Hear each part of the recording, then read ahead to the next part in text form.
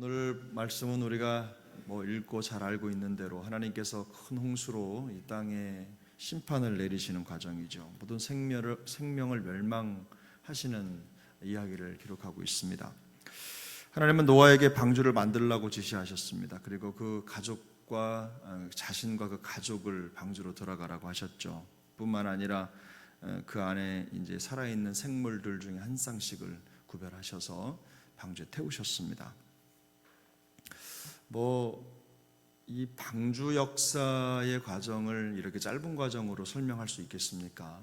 근데 노아가 잘해서도 아니고 노아가 지면에 있는 모든 생물을 다 불러올 수도 있는 것도 아니고 하나님이 그 자체에 개입하셔야 가능한 이야기라는 것을 우리가 성경을 읽으면서도 알 수가 있죠. 아주 긴 이야기를 아주 짧게 기록을 했습니다. 방주를 만들고 또 그 안에서 살아갈 준비를 하라는 거죠. 그 동물들이 다 그 배 안으로 들어가는 과정을 기록하지는 않았지만 몇 가지 좀 섬세한 부분들이 있는데 노아에게 먹을 것을 충분히 준비하라는 말씀에서 시작해서 부정한 것들과 정한 것들을 구별하시고 또 생명의 한 쌍씩을 준비해서 들어오라고 분명하게 말씀하신 장면들입니다. 홍수를 대비하라는 거죠. 관련해서 이 땅의 모든 것들을 하나님이 보존하시고자 하는 계획을 세우셨는데 어떻게 보면 이거 하나로 가능할까? 요 몇 쌍으로 가능할까? 이런 생각을 할 정도로 하나님이 노아에게 그런 명을 내리셨습니다. 근데 우리가 주목해야 될 내용이 있습니다. 여기 이 본문을 통해서 우리가 봐야 될 아주 중요한 핵심이 뭐냐면 바로 하나님이 온 땅의 모든 사람들 가운데 노아와 노아의 가정만 선택하셨다는 겁니다.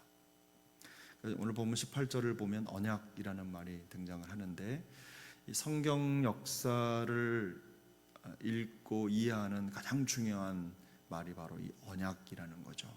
이 언약, 하나님이 우리를 위한 계획을 가지고 계시다. 우리를 위해 주신 일방적인 약속이 바로 언약 아닙니까? 그런데 하나님께서 노아의 가정을 선택해서 그 방주로 이끌어 들이셨어요. 실제로 노아와 그의 가족을 제외한 모든 혈육이 있는 사람들은 다 죽었죠. 그 죽어야 할 이유를 성경이 아주 간략하게 설명하는데 그들이 포악했기 때문입니다. 포악하고 그리고 그들이 하나님을 알지 못했던 불순종의 사람들이었다는 거죠. 왜 노아 한 가족이었을까? 이렇게 생각해 보면 성경을 읽어보면 단지 노아와 그 가족만 하나님 앞에서 의로웠습니다. 하나님이 그래서 이 노아의 가족만을 빼고 나머지는 심판을 내릴 수밖에 없는 과정이 벌어지는 거죠. 근데 저는 본문을 읽으면서 그런 생각이 들었어요. 왜 하나님은 노아 한 사람과 그의 가족만 구별하셨을까? 조금 더 필요하지 않았을까? 이런 생각을 하죠.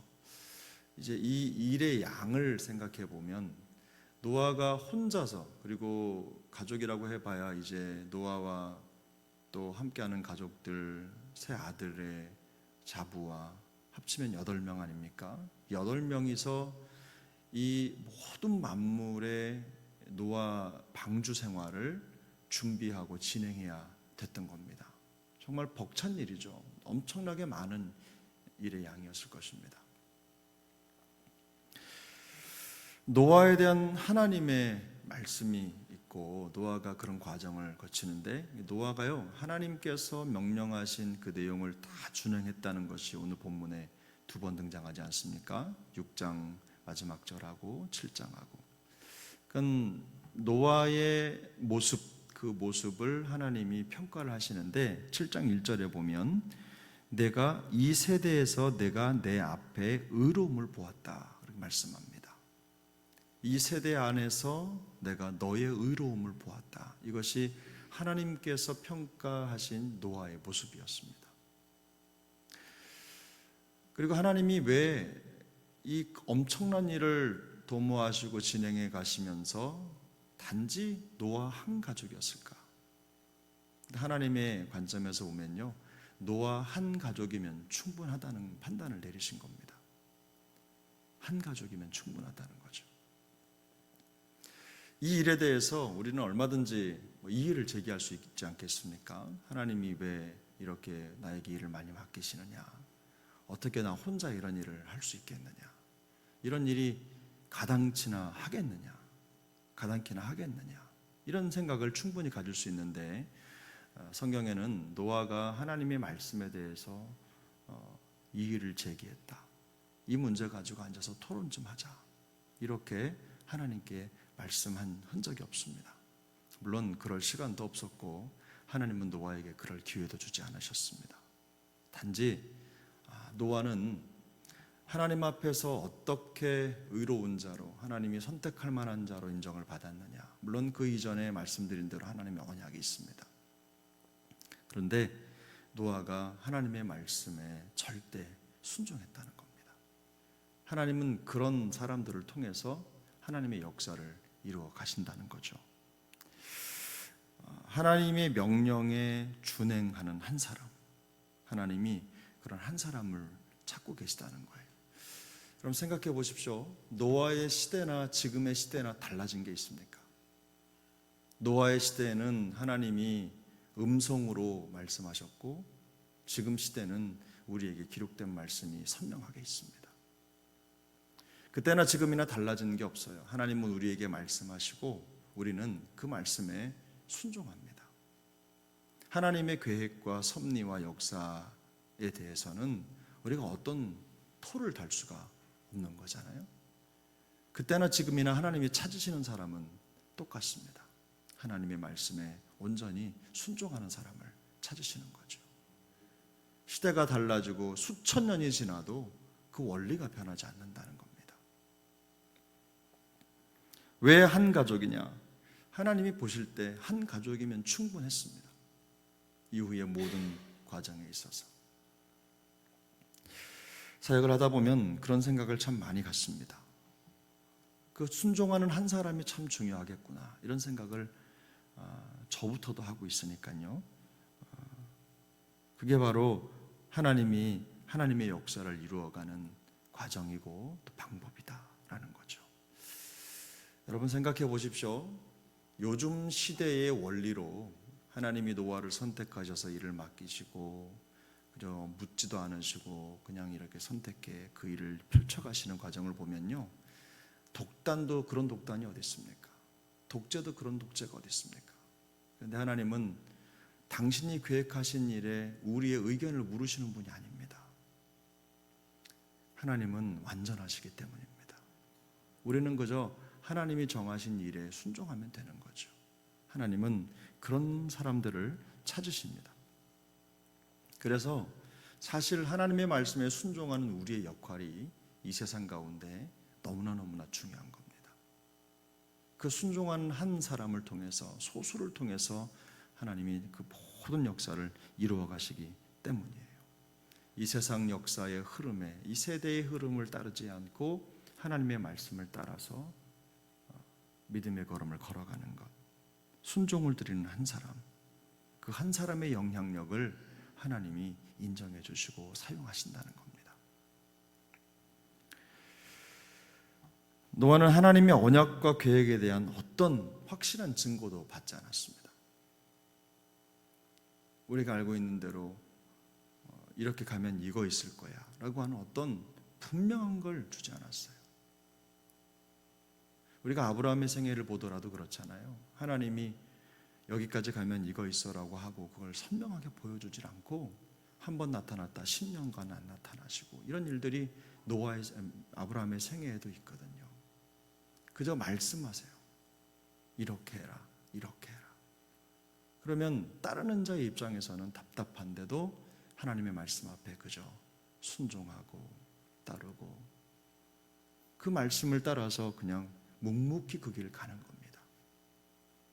왜 그렇습니까? 하나님은 실수하는 분이 아니시기 때문입니다. 우리의 삶의 현장에서도 이런 원리가 있죠. 사실은 따지고도 싶고 왜 이렇게 되냐고 할 말을 하고 싶을 때가 얼마나 많습니까? 그런데 하나님이 우리를 여기에 보내셨다는 것, 여기에 두셨다는 걸 확신한다면, 하나님이 그렇게 하셨다는 걸 믿는다면 그저 따라가는 겁니다. 묵묵히 가는 것이죠. 우리 삶의 현장에도 마찬가지입니다.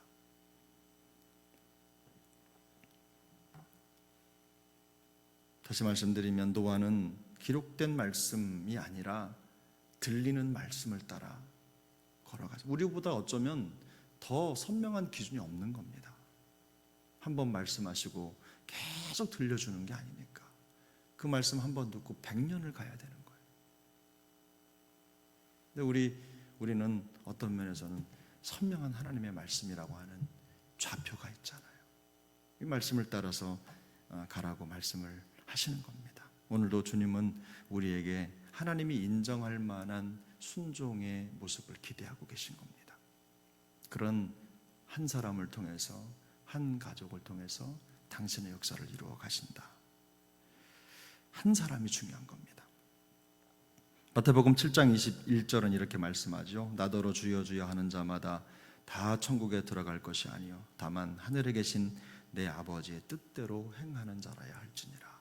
이것이 무슨 어떤 도덕적으로 윤리적으로 더 선명하게 무엇을 해라 이런 말씀이 아니지 않습니까? 하나님의 말씀에 대한 우리의 태도, 반응입니다. 히브리서 5장 8절 9절은 이렇게 말씀합니다. 그가 아들이시면서도 받으신 고난으로 순종함을 배워서 온전하게 되셨은즉 자기에게 순종하는 모든 자에게 영원한 구원의 근원이 되셨다. 바로 우리 주님이 우리에게 그런 순종의 근원이 되신 겁니다. 예수님을 닮아가도록 부름받은 우리 모두에게 바로 그 순종의 책임이 주어진 것입니다. 오늘 하루의 여정도 그런 순종으로 하나님의 말씀 앞에서 하나님께 의롭다 평가받는, 인정받는 이 세대를 거슬러 하나님의 말씀을 따라 준행하고 또 믿음의 걸음을 걸어가는 사람이라는 그런 평가를 받는 우리 모두가 될 수 있기를 예수님의 이름으로 축복합니다.